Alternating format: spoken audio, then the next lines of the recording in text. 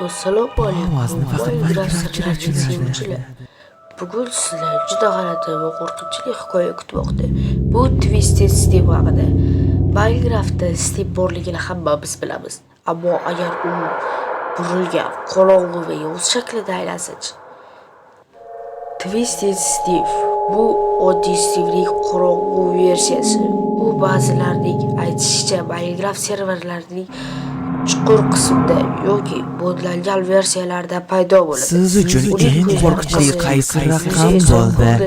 Shikastlangan kabi.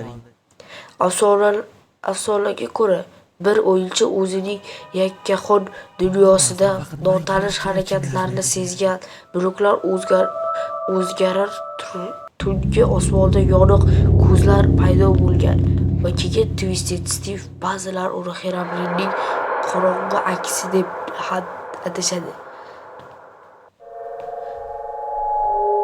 Twisted Steve nima qiladi? U sizni bekitilgan joylardan kuzatadi, redstone'laringizni buzadi, hatto survival rejimida o'zingizni qo'lga uylaringizni yo'q qiladi.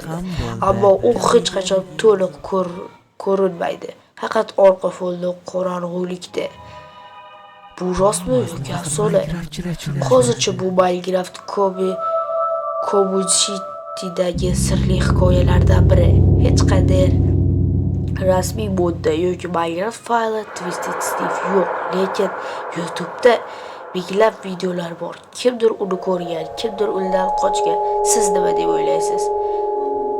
Agar siz ham Twisted Steve haqida eshitgan bo'lsangiz, izohda yozib qoldiring.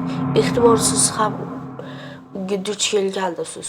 Obuna bo'ling, like bosing va keyingi Minecraft sirlari uchun tayyor turing. Hammaga xayr, salom bilan Art Minecraft.